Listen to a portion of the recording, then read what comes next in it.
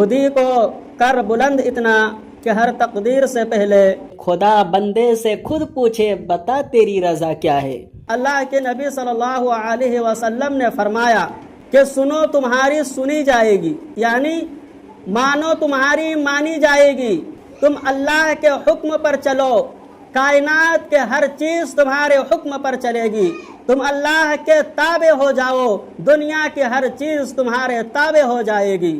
اگر ایک انسان اللہ تبارک و تعالیٰ کے سامنے ساری زندگی صحت کی دعا کرتا رہے، کامیابی کی آرزو کرتا رہے، دولت اور شہرت کی تمنا کرتا رہے، اگر وہ ہمیشہ اپنی ہی سناتا رہے اور پالنہار کی نہ سنی، اللہ تبارک و تعالیٰ کی نہ سنی، تو حدیث نبوی کا فرمان ہے کہ اس کی نہیں سنی جائے گی۔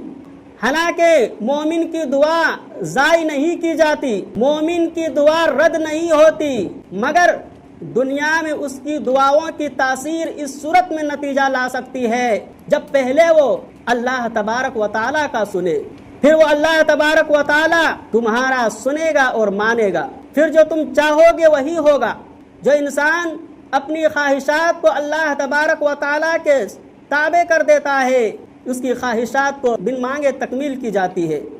اس لیے کسی جاننے والے نے کیا خوب کہا ہے، من کان للہ کان اللہ لہ، جو اللہ کا ہو گیا اللہ اس کا ہو گیا، یعنی جس نے اپنے ظاہر و باطن، اپنے اخلاق و عادات، اپنی خیالات و نظریات، اپنی خواہشات و لذات، اپنی طاقت و قوت سب اللہ کے تابع کر دے، پھر وہ وقت دور نہیں جب انسان و حیوان، یہ چرند و پرند، گرجتے بادل، تیز تند ہوائیں، طوفان، یہ برپا کرتی سمندر کی موجیں سب اس کے حکم کی غلام بن جائے گی۔ میرے محترم بزرگوں دوستو، اسی لیے اللہ کے نبی صلی اللہ علیہ وسلم نے فرمایا اسمع یسمع لک، سنو تمہاری سنی جائے گی، یعنی اللہ کیا کہتا ہے، اللہ کیا چاہتا ہے اس کو سنو، پھر وہ پروردگار تمہاری سنے گا۔ اللہ کی رضا کس میں ہے اس کو دیکھو اور مانو اور سمجھو، پھر اللہ تبارک و تعالیٰ تمہاری خوشی کو دیکھے گا، سمجھے گا اور سنے گا۔ جب انسان اس مقام پر پہنچ کر دعا کرے گا تو قبول کی جائے گی، تمنا کرے گا تو پوری کی جائے گی۔ میرے محترم بزرگوں دوستو، مسلمان صرف جمعہ کے نماز پڑھ کر کے سوچ رہا ہے کہ اللہ میرا دعا قبول نہیں کر رہا ہے، ایسا نہیں ہے۔ ایک دن کی محنت مزدوری کر کے پورا ہفتہ ہمارا گھر نہیں چلتا تو ہفتے میں ایک بار نماز پڑھنے سے اللہ ہمارا کیسے سنے گا؟ ہفتے میں ایک بار نماز پڑھنے سے آخرت میں کام کیسے چلے گا؟ میرے محترم بزرگوں دوستو، اس حدیث پاک کا مطلب یہی ہے کہ تم اللہ تبارک و تعالیٰ کے فرما بردار بندہ بن جاؤ، تم اللہ کے ایک ایک حکم کو پورا کرنے والا بن جاؤ۔ اللہ نے جن چیزوں سے منع کیا ہے اس سے رک جاؤ، جن چیزوں کو کرنے کے لیے کہا ہے اس کو کرو، پھر دیکھو گے تمہاری ہر ایک دعا قبول ہوتا نظر آئے گا، اور دنیا کی ساری چیز تمہارے حکم کی غلامی کرنے پر مجبور ہو جائے گا۔ میرے محترم بزرگوں دوستو، ایک بہت بڑے بزرگان دین گزرے ہیں جن کا نام شیخ سعدی رحمۃ اللہ علیہ ہے۔ انہوں نے اپنی کتابوں میں ایک عبرت ناک واقعہ لکھا ہے۔ شیخ سعدی رحمۃ اللہ علیہ فرماتے ہیں کہ میں جنگل میں چل رہا تھا کہ میں نے اچانک سے دیکھا کہ ایک آدمی شیر کی سواری کرتے ہوئے آ رہا ہے۔ میری آنکھوں نے جب اس منظر کو دیکھا، میری آنکھوں کی پلکیں پلک جھپکنا بھول گئی، یعنی تعجب سے دیکھنے لگا جس طرح سے ایک گھوڑ سوار گھوڑے کی لگام پکڑ کر کے جدھر چاہتا ہے چلاتا ہے، جب چاہتا ہے رکاتا ہے اور جدھر چاہتا ہے موڑ دیتا ہے، اسی طرح وہ شیر کی سواری کرتے ہوئے آدمی شیر کی سواری کرتے ہوئے جو ہے جدھر چاہتا ہے موڑتا ہے، جب چاہتا ہے چلاتا ہے، اور وہ درندہ صفت جانور اس کی حکم کی غلامی کر رہا ہے۔ جب شیخ سعدی رحمۃ اللہ علیہ نے حیرت سے دیکھا تو وہ آدمی جو ہے شیخ سعدی رحمۃ اللہ علیہ کے پاس آیا اور کہنے لگا کہ اے سعدی، تعجب کیوں ہوتے ہو؟ حیرت سے کیوں دیکھ رہے ہو؟ دنیا کی ہر چیز تمہاری غلامی کر سکتا ہے، لیکن شرط یہ ہے کہ تم اللہ کے ہر ایک حکم کو پورا کرنے والا بن جاؤ، اللہ کے فرمانبردار بندہ بن جاؤ، اللہ کے فرمانبردار بندہ بن جاؤ، اللہ تبارک و تعالیٰ کے ہر ایک حکم کو پورا کرنے والا بن جاؤ، تو دنیا کی ہر چیز تمہاری غلامی کر سکتا ہے۔ میرے محترم بزرگوں، دوستو، اسی طرح سے ابراہیم ابن ادہم رحمۃ اللہ علیہ کا واقعہ ہے۔ وہ ایک وقت میں بہت بڑا بادشاہ ہوا کرتا تھا اور بعد میں پھر وہ اللہ کا ایک بہت بڑا بزرگ بن گیا۔ تاریخ کے کتابوں میں لکھا ہے کہ اس نے اپنے بادشاہت کو لات مارا، کہ ابراہیم بن ادہم رحمۃ اللہ علیہ ایک بہت بڑا بادشاہ ہوا کرتا تھا، ان کا شاہی محل ہوا کرتا تھا، اس میں نوکر، خادم، غلام، پولیس وغیرہ ہر وقت ان کے حکم کی غلامی کرتا تھا۔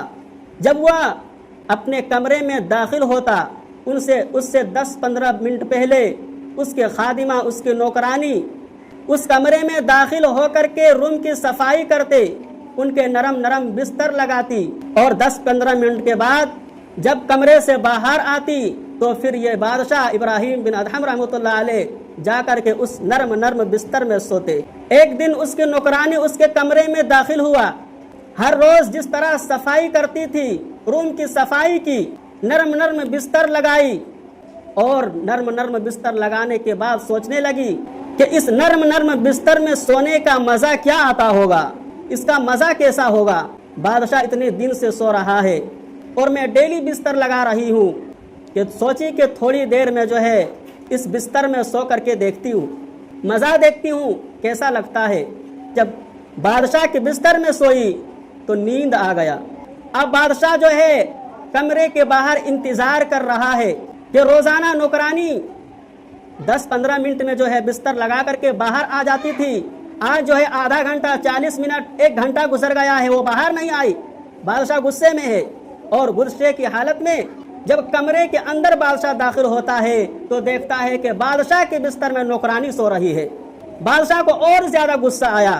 اس زمانے میں ہر ایک بادشاہ کے پاس مارنے کے لیے کوڑا رہا کرتا تھا، کوڑا نکالا اور اس نوکرانی کے اوپر برسانا شروع کیا، اور 4-5 کوڑا برسایا۔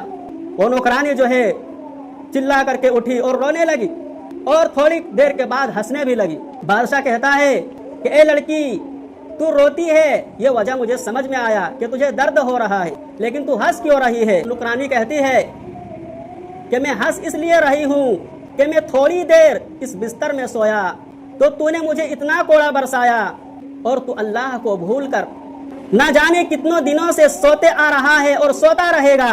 بولو اللہ تبارک و تعالیٰ تمہیں آخرت میں کتنا کوڑا برسائے گا۔ میرے محترم بزرگوں، دوستو، یہ بات سن کر کے بادشاہ کے دل میں گھر کر گئی، اور بادشاہ نے اپنی بادشاہت کو لات مار کر کے جنگل میں اللہ اللہ کرنے کے لیے نکل گئے۔ اور ایک وجہ ایک کتاب میں یہ بھی بتایا گیا ہے کہ ایک دن ایک انجان آدمی بادشاہ کے محل میں داخل ہوئے اور کہنے لگے کہ اے بادشاہ، یہ مسافر خانہ مجھے اچھا نہیں لگا، یہ مسافر خانہ مجھے اچھا نہیں لگا۔ بادشاہ کہتا ہے کہ یہ مسافر خانہ نہیں ہے، یہ میرا شاہی محل ہے، یہاں ہر چیز کی سہولیات موجود ہے، یہاں ہزاروں کی تعداد میں ہمارا غلام ہے، پولیس ہے، نوکر ہے، اور تو اس کو مسافر خانہ بول رہا ہے؟ تو آدمی کہتا ہے کہ مسافر خانہ ہی ہے۔ کہا کہ وہ کیسے؟ اس آدمی نے کہا کہ اس محل میں تجھ سے پہلے کون حکومت کرتا تھا؟ بادشاہ نے کہا میرا باپ اس سے پہلے حکومت کر رہا تھا اس محل میں۔ کہا کہ ابھی وہ کہاں ہے؟ کہا کہ دنیا سے وہ چلے گئے۔ پھر پوچھا کہ تمہارے باپ سے پہلے اس محل میں کون حکومت کر رہا تھا؟ کہا کہ میرا دادا حکومت کر رہا تھا۔ پوچھا کہ ابھی کہاں ہے؟ کہ اس نے کہا کہ وہ بھی دنیا چھوڑ کر چلے گئے۔ اس آدمی نے کہا کہ اے بادشاہ، پھر بتاؤ یہ مسافر خانہ نہیں ہے تو کیا ہے؟ یہاں جو آتا ہے چھوڑ کر جا رہا ہے، اور تمہیں بھی ایک دن چھوڑ کر جانا پڑے گا، تو بتاؤ یہ مسافر خانہ نہیں ہے تو کیا ہے؟ میرے محترم بزرگوں، دوستو، ایسے ایسے واقعہ نے بادشاہ کے دل میں جو ہے گھر کر گیا، اور اس نے اپنی بادشاہت کو لات مار کر کے جنگل میں اللہ اللہ کرنے کے لیے چلے گئے۔ میرے محترم بزرگوں، دوستو، جب ایک دن دریا کے کنارے وہ بادشاہ جو ہے ایک عام زندگی گزارنے لگے، بادشاہت کو لات مار کر کے جنگل میں اللہ اللہ کرنے چلے گئے، پرانے کپڑے میں جو ہے زندگی بسر کرنے لگے، تو ایک دن جو ہے دریا کے کنارے اپنے پھٹی قمیض کو سل رہے تھے، کہ ایک بازو کے بادشاہ وہاں سے گزرا اور کہا کہ اے بادشاہ تو نے اپنے حال کو کیا کر رکھا ہے، تو ایک غریب انسان بن کے زندگی گزار رہا ہے، تمہارے آمنے سامنے جو ہزاروں کی تعداد میں نوکر ہوا کرتے تھے اور تمہارا حکم مانتے تھے، تو نے یہ حال کیا کر رکھا ہے۔ تو بادشاہ نے کہا، تو اس ابراہیم بن ادہم رحمۃ اللہ علیہ نے کہا کہ وہاں زور زبردستی کر کے اپنے حکم مانوایا کرتا تھا اور یہاں پر کوئی زور زبردستی نہیں ہے۔ پھر ابراہیم بن ادہم رحمۃ اللہ علیہ نے جس سوئی سے جو ہے اپنے کپڑے کو سل رہے تھے سمندر میں پھینک دیا اور کہا کہ اس کو لا کر کے مجھے دو، اپنے نوکروں کو کہو کہ سمندر سے سوئی نکال کر کے مجھے دو۔ کہنے لگا کہ یہ ممکن نہیں ہے، سمندر سے سوئی کون نکال سکتا ہے۔ پھر ابراہیم بن ادہم رحمۃ اللہ علیہ نے کہا کہ مچھلیوں میرا سوئی لا کر کے دو۔ تو سمندر میں جتنی بھی مچھلی تھے ہر ایک نے اپنے اپنے منہ میں سونے کی سوئی لے کر کے دریا کے کنارے آ گئے۔ پھر ابراہیم بن ادہم رحمۃ اللہ علیہ نے کہا کہ اے مچھلیوں صرف میرا ہی سوئی چاہیے، مجھے سونے کا سوئی نہیں چاہیے۔ تو ایک دوسری مچھلی جو ہے اپنے منہ میں وہی سوئی لے کر کے دریا کے کنارے پہنچ گئے اور ان سے پوچھا کہ اب بتاؤ وہ حکومت اچھا تھا کہ یہ حکومت اچھا ہے۔ میرے محترم بزرگوں دوستو، تو کہنے کا مطلب یہ ہے کہ اللہ تبارک و تعالیٰ کے حکموں پر چلیں گے، ہر ایک حکم کو اپنے زندگی میں لائیں گے، اللہ تبارک و تعالیٰ کے فرما بردار بندہ بن کر کے زندگی گزاریں گے، تو دنیا کی ہر چیز ہماری غلامی کر سکتا ہے اور اللہ تبارک و تعالیٰ ہمارے ہر ایک دعا کو قبول کر سکتا ہے۔ اللہ کے نبی صلی اللہ علیہ وسلم کے حدیث کا مطلب یہی ہے، اسمع یسمع لکا، کہ سنو تمہاری سنی جائے گی، مانو تمہاری مانی جائے گی۔ اللہ کیا چاہتا ہے، اللہ کیا کہتا ہے، اس کو سنو اور سمجھو اور اس کو مانو، تو اللہ تبارک و تعالیٰ بھی تمہاری ہر ایک بات کو مانے گا۔ اللہ تبارک و تعالیٰ کہنے سننے سے زیادہ عمل کرنے کی توفیق نصیب فرما۔ وآخر دعوانا الحمدللہ۔